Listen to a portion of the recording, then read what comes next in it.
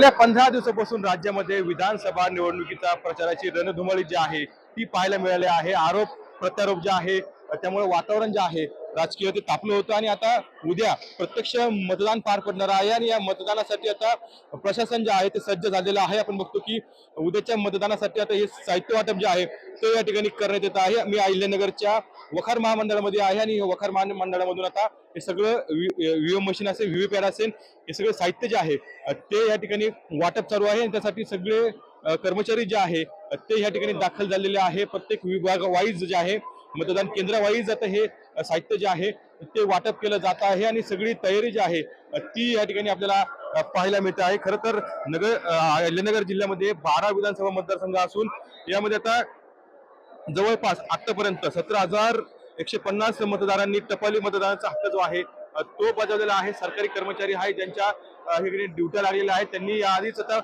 टपाली मतदान जे आहे ते या ठिकाणी केलेलं आहे आणि सगळे साहित्य वाटप जे आहे ते 1,870 वाहनांमधून ही साहित्य वाटप जे आहे ते करण्यात येत आहे आणि साधारणतः 12 मतदारसंघामध्ये एकूण 3,765 मतदान केंद्र आहे आणि यामध्ये आता 37,83,987 मतदार जे आहे आपल्या मतदानाचा हक्क बजावणार आहे आणि कोणताही अनुचित प्रकार घडू नये यासाठी देखील आता पोलिसांनी देखील खबरदारी घेतलेली आहे आणि जे संवेदनशील केंद्र आहे त्या ठिकाणी जास्तीची कुवत जी आहे ती देखील तैनात करण्यात आलेली आहे आणि विशेष म्हणजे ड्रोनच्या माध्यमातून देखील आता या ठिकाणी पोलिसांचं लक्ष जे आहे ते या ठिकाणी ठेवण्यात येणार आहे।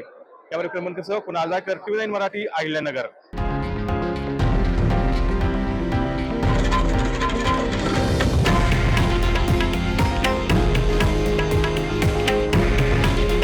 हे आहे देशातील नंबर 1 न्यूज नेटवर्क आणि आपण पाहत आहात TV9 मराठी। काळजी तुमची, हित महाराष्ट्राचं।